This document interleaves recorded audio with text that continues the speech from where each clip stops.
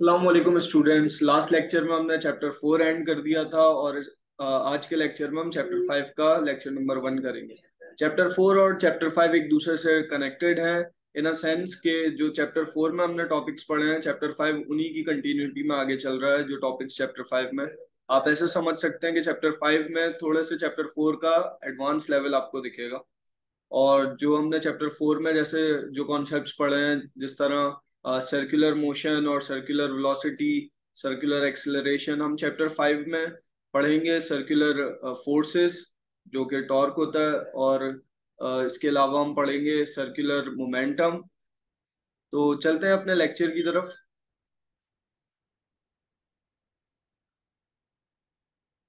ये है हमारे चैप्टर 5 का नाम, torque, angular momentum and equilibrium. Lecture 1 की हमारी आउटलाइन ये रहेगी कि सबसे पहले हम ट्रांसलेटरी मोशन डिस्कस करेंगे, फिर रोटेटरी मोशन, फिर उनकी कुछ एग्जांपल्स देखेंगे, examples off spin and orbital motion देखेंगे। ये आउटलाइन मैंने इसलिए इस तरह से इसलिए बनाई है क्योंकि आपकी बुक में भी बिल्कुल इसी तरह से है ये आउटलाइन। और जब इस चैप्टर का टॉपिक नंबर 1 है वो है टॉर्क का, तो हम पहले ये तीन कॉन्सेप्ट्स पढ़ेंगे, उसके बाद टॉर्क डिस्कस करेंगे।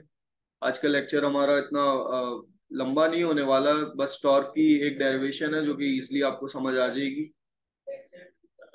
सो ट्रांसलेटरी मोशन क्या होता है? सिंपल डेफिनेशन है इसकी, motion along a straight line. ऐसा मोशन जो कि एक स्ट्रेट लाइन में हो रहा हो, इसको हम कहते हैं ट्रांसलेटरी मोशन। जिस तरह ये एक एग्जांपल देख लें इसकी, कि अगर हम गन से शूट कर रहे हैं इन अ स्ट्रेट लाइन, तो ये एग्जांपल है ट्रांसलेटरी मोशन की।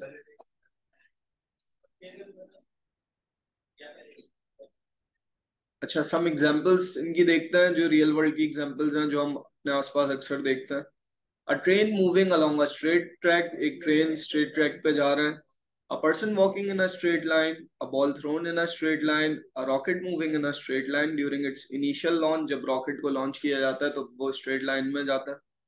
A car moving straight on a highway, a roller coaster moving straight along a track before it starts to curve, जब तक वो स्ट्रेट है। आप एक चीज नोट करेंगे कि इन सारी एग्जांपल्स में एक वर्ड कॉमन आ रहा है जो कि है straight line. a bird flying in a straight line, a boat moving straight on a river। तो स्ट्रेट कॉमन है इन सब में, तो जो मोशन बिल्कुल स्ट्रेट लाइन में होता है उसको हम कहते हैं ट्रांसलेटरी मोशन। फिर देखते हैं हम रोटेटरी मोशन। नाम से ही पता चल रहा है इसमें कुछ रोटेशन का कॉन्सेप्ट होगा। Rotatory motion refers to the movement of an object in a circular path. Circular path में जो मूवमेंट होती है ऑब्जेक्ट्स की, उनको हम कहते हैं रोटेटरी मोशन। कुछ इस तरह से मूवमेंट होती है। अच्छा, इसकी एग्जाम्पल में अगर हम देखें तो हमारे पास ये व्हील का एग्जाम्पल है जो कि एक एक्सिस एक्सल के अराउंड मूव करता है सर्कुलर पाथ में। अच्छा, रोटेटरी मोशन में और आगे जो स्पिन मोशन वगैरह आ रहा है उसमें डिफरेंस ये है कि रोटेटरी मोशन में हमारे पास सेंटर में कुछ सपोर्ट होती है जिसके अकॉर्डिंग या जिसकी मदद से या जिसके इस तरह कह लें कि अबाउट इट्स एक्सिस वो रोटेट करता है, वो मोशन होता है। जिस तरह ये व्हील एक्सल के अबाउट मूव करता है। इसकी एक और एग्जांपल है फिजेट स्पिनर। फिजेट स्पिनर आप लोगों ने यूज किया होगा काफी। ये आप देख सकते हैं कि फिजेट स्पिनर के भी बीच में एक सपोर्ट टाइप का होता है जिसके अबाउट ये पूरा स्पिनर मूव करता है, तो ये भी एक रोटेटरी मोशन की एग्जांपल है। इसके बाद आता है हमारे पास स्पिन मोशन। तो spin motion refers to the rotational motion of an object around its own axis without any external force or support or influence। बगैर किसी एक्सटर्नल फोर्स के या एक्सटर्नल सपोर्ट के जो मूवमेंट होती है किसी ऑब्जेक्ट की, rotational movement about its own axis, उसको हम कहते हैं स्पिन मोशन। इसकी सबसे सिंपल एग्जांपल है रोटेशन ऑफ अर्थ, जो कि मैंने पिछले चैप्टर्स के भी लेक्चर में अक्सर ये एग्जांपल कोट किया। एक और एग्जांपल है स्पिनिंग ऑफ अ टॉप, जो लट्टू हम सबने चलाया होगा बचपन में। तो जो इसकी मोशन है वो भी स्पिन मोशन की ही एग्जांपल में आता है, क्योंकि ये about its own axis move करता है। टॉर्क। टॉर्क देखते हैं हम। टॉर्क की आपने एटलीस्ट डेफिनेशन तो पढ़ी ही होगी मैट्रिक में। तो टॉर्क की एक बेसिक एग्जांपल से इसको समझने की कोशिश करते हैं। सबसे पहले आप लोगों ने ये डोर क्लोजर या डोर नॉब देखा होगा जिसको हम ऐसे पकड़ के गोल घुमाते हैं, तो ये एक टॉर्क की सिंपल एग्जांपल है। जब फोर्स अप्लाई की जाए और जो मोशन हो उसके रिजल्ट में वो रोटेशनल हो या टर्निंग मोशन हो, तो उसको कहते हैं हम टॉर्क। इसकी सिंपल जो डेफिनेशन हम लिखते हैं वो लिखते हैं टर्निंग इफेक्ट ऑफ फोर्स। यहाँ एक और डेफिनेशन लिखी हुई है, torque is the measure of the force that causes rotational motion. ऐसे फोर्स की मेजरमेंट को हम टॉर्क कहते हैं जो कि रोटेशनल मोशन कराने में हेल्प करती है। और the tendency of a force to rotate an object around an axis. Tendency कहते हैं हम एबिलिटी को, फोर्स की ऐसी एबिलिटी जिसके जरिए एक ऑब्जेक्ट को रोटेट किया कराया जाता है अराउंड एन एक्सिस, किसी भी एक्सिस के अराउंड। इसकी एक सिंपल एग्जांपल है, हम सबके घरों में सीलिंग फैन होते हैं। सीलिंग फैन में मोटर लगी होती है जिससे फोर्स जनरेट होती है और वो रोटेशनली उसको रोटेशनल मोशन या रोटेटरी मोशन में उसको मूव कराती है। अच्छा, टॉर्क की हम एक एग्जांपल या डेरिवेशन है वो करते हैं। ये एक्स एक्सिस वाई एक्सिस है सिंपल। ये एक मास है, लेट सपोज इसको हम एम से डिनोट कर रहे हैं क्योंकि हम अब तक सारे मैसेस को एम से ही डिनोट करते हैं। ये इसका पोजीशन वेक्टर है। इस पोजीशन में ये मास मूव कर रहा है, कोई भी ऑब्जेक्ट है जिसका कुछ मास है, तो ये ऑब्जेक्ट इस पोजीशन में मूव कर रहा है। और ये फोर्स है जो कि ऑपोजिट डायरेक्शन में इस पे एक्ट कर रही है। तो अगर हम देखें कि इस तरह अगर हम वेक्टर के चैप्टर में हमने इस तरह के बहुत डेरिवेशन किए हैं, मेरे ख्याल से दो तीन किए हैं, जिसमें हम ये रेक्टेंगुलर कंपोनेंट बनाते थे। तो ये हमारा रेक्टेंगुलर कंपोनेंट बन गया। इस फोर्स को हम डिवाइड कर सकते हैं दो कंपोनेंट्स में, इसको हम एक पैरेलल कंपोनेंट में और एक परपेंडिकुलर कंपोनेंट में कर सकते हैं डिवाइड। और ये जो रेक्टेंगुलर कंपोनेंट बना ये इसका एंगल बन गया, which is denoted by theta. Force को हम डिवाइड करते हैं पैरेलल और परपेंडिकुलर कंपोनेंट में। पैरेलल कंपोनेंट क्योंकि अलोंग एक्स एक्सिस होता है, तो इसको हमने दे दिया नाम एफ कॉस थीटा का। इसका जो फॉर्मूला बनता है वो फिर एफ कॉस थीटा बन जाता है, क्योंकि एक्स एक्सिस की आपको पता है एंगल 0 डिग्री होता है, तो और कॉस 0 बराबर होता है 1 के, तो हम कॉस का फंक्शन यहाँ लगाते हैं। और परपेंडिकुलर एक्सिस या परपेंडिकुलर कंपोनेंट जो बन रहा है फोर्स का, उसको हमने फॉर्मूला लगा दिया एफ साइन थीटा, सिंपल। अच्छा, यहाँ इसकी थोड़ी वर्डिंग्स लिखी हुई है, जस्ट आप डेरिवेशन अगर आती है तो ऑब्वियसली आपको पहले ये ग्राफ बनाना पड़ेगा, उसके बाद इस तरह वर्डिंग्स लिखी जाएंगी। Consider a particle of mass m, कोई भी पार्टिकल है जिसका मास m है, acted upon by force f। ये फोर्स जो कि हम f से डिनोट कर रहे हैं इस पे एक्ट कर रही है। Let r be the position vector, ये r इसका पोजीशन वेक्टर है। रिजॉल्व कर लिया हमने इसको दो कंपोनेंट्स में, एक एक हो गया एफ पैरेलल और एक हो गया एफ परपेंडिकुलर। आगे चलते हैं।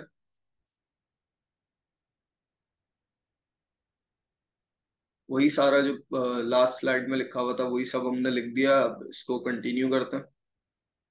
The magnitude of the torque produced by the force F. Torque का मैग्नीट्यूड निकालने के लिए हम क्या करेंगे, सबसे पहले एक इक्वेशन हमारी बन गई। ये टॉ टॉ है ग्रीक लेटर जो कि टॉर्क को शो करता है, TAU टॉ। तो हमारी एक इक्वेशन बन गई आर एफ परपेंडिकुलर। तो R F sine theta F perpendicular की हमने जस्ट वैल्यू पुट कर दी। Here theta is the small angle between R and F, क्योंकि थीटा का एंगल स्मॉल है तो हमने थीटा को लेस देन इक्वल टू ले लिया 2 पाई माइनस थीटा के। तो ये जो हमारी फाइनल वैल्यू बन गई, ये बन गई R इंटू एफ सिंपली। अच्छा, ये आप देखेंगे कि इस तरह से हम डिटर्मिनेंट फॉर्म में इसको लिख रहे हैं। अगर आपको ये स्टेप समझ नहीं आया तो आपको चैप्टर 2 से रेफर करना पड़ेगा, जो कि था हमारा वेक्टर्स का चैप्टर। उस चैप्टर में समझाया गया था कि किस तरह इक्वेशन को डिटर्मिनेंट फॉर्म में लिखा जाता है। यही रेजोल्यूशन ऑफ वेक्टर के ही टॉपिक में आपको मिल जाएगा। तो सबसे पहले इसको डिटर्मिनेंट फॉर्म में लिखते हैं, आई जे के जो कि हमारे यूनिट वेक्टर्स हो गए, उसके बाद एक्स वाई जेड जो हमारे वेरिएबल्स होते हैं। और उसके बाद हमने एफ एक्स, एफ वाई और एफ जेड लिखा, जो कि है हमारा X component, Y and Z forces के कंपोनेंट्स हैं। आई जे के हमारे यूनिट वेक्टर्स हो गए। मैं वर्डिंग पूरी साथ साथ लिखता जा रहा हूँ ताकि आप जब ये पूरा हो तो इसका स्क्रीनशॉट ले लें, आपके पास एक ही पिक्चर में ये पूरी डेरिवेशन आ जाए। अच्छा, हम अगर इस इक्वेशन को, इक्वेशन वन को रीअरेंज करें तो एफ आर साइन थीटा, मतलब जस्ट हमने क्या किया है यहाँ, पहले आर एफ साइन थीटा था, हमने उसको एफ आर साइन थीटा कर दिया है। क्यों किया ये हमने? क्योंकि आर साइन थीटा बराबर होता है मूवमेंट आर्म के, फोर्स का जो मूवमेंट आर्म होता है उसके बराबर होता है। Therefore magnitude of torque equals to magnitude of force. ये जो मैग्नीट्यूड ऑफ टॉर्क है इसको कह रहे हैं मैग्नीट्यूड ऑफ टॉर्क। इसी, ये जो इक्वेशन है ऊपर, जस्ट इसी को हमने उसमें लिख दिया, क्या बोलते हैं, वर्डिंग्स में लिख दिया। मैग्नीट्यूड ऑफ टॉर्क आ गया ये टॉ, एफ आ गया मैग्नीट्यूड ऑफ फोर्स, और आर साइन थीटा आ गया मूवमेंट आर्म। तो जस्ट ये हमारी फाइनल बन गई कंडीशन। अच्छा, उसके बाद एक चीज है जिसको नोट करके आप लिख सकते हैं, a torque which produces counter clockwise rotation. जब हमारी रोटेशन काउंटर क्लॉकवाइज हो, मतलब जिस डायरेक्शन में क्लॉक मूव करती है उससे ऑपोजिट डायरेक्शन में हो, तो जो हमारी रोटेशन होगी वो पॉजिटिव होगी, और अगर क्लॉकवाइज हो तो हम उसको नेगेटिव लेंगे। ये सिंपल कॉन्सेप्ट था, उम्मीद करता हूँ आपको ये समझ आया होगा। इसके बाद चलते हैं हम आगे। कपल, कपल क्या होता है? ये वो कपल नहीं है जो आप समझ रहे हैं, लेकिन ये कपल भी बेसिकली पेयर ही होता है। Pair of forces, two forces which are equal in magnitude but opposite in direction and not acting along the same line makes a couple. जब दो फोर्सेस जो कि मैग्नीट्यूड जिनका सेम हो, मतलब उनकी जो वैल्यू है वो सेम हो, लेकिन उनकी डायरेक्शन ऑपोजिट हो और वो अलोंग द सेम लाइन ना एक्ट कर रही हो, तो उसको हम कहते हैं कि ये कपल है। अगेन हमारा ये ग्राफ एक है, एक्स एक्सिस वाई एक्सिस। ये हमने दो पॉइंट कंसीडर कर लिए ग्राफ में, एक है पॉइंट ए, पॉइंट बी। ये एक फोर्स है जो कि इस पे एक्ट कर रही है, नहीं सॉरी, ये जो पॉइंट है इसका पोजीशन वेक्टर है, जिस तरह हम पिछली ग्राफ में था, R1 एंड R2 इस पोजीशन में ये मूव कर रहे हैं। और ये जो एरो है ये जस्ट मैंने इनको एक्सटेंड करवाया है ताकि इनका जो डिफरेंस है या डिस्टेंस है वो निकाला जा सके।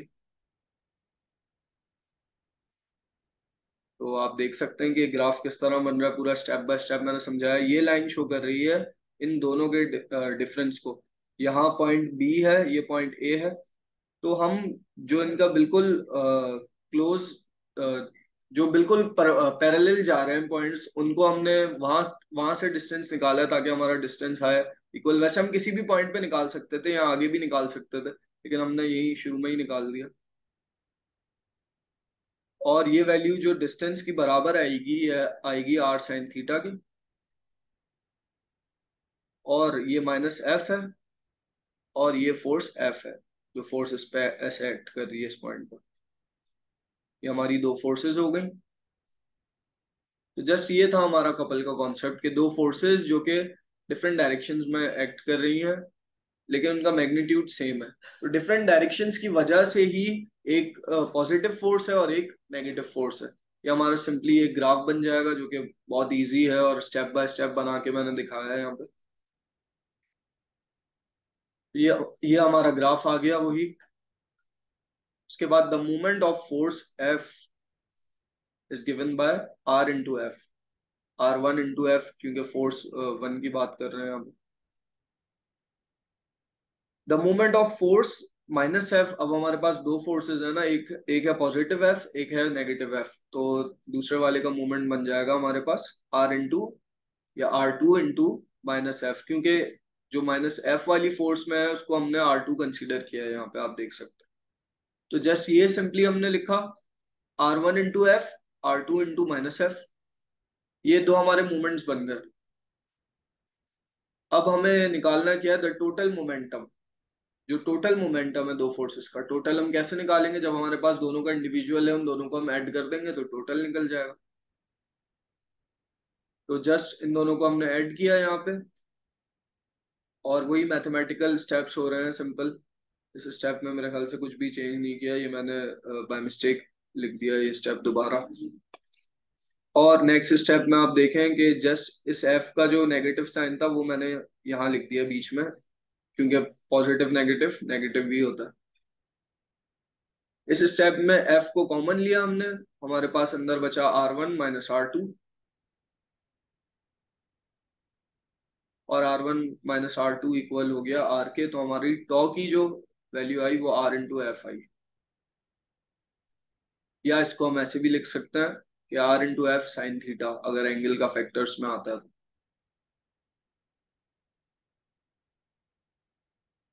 अच्छा, it is clear from the figure, ये वाला figure, that R sin theta is the perpendicular distance between lines F and -F। ये जो दो लाइंस हैं या लाइंस ऑफ फोर्सेस हैं, एक है F एक है -F, इन दोनों के बीच का जो परपेंडिकुलर डिस्टेंस है वो है हमारे पास R sin थीटा। ये जो डिस्टेंस है ये यहाँ पे थोड़ा सा पीछे आ गया है।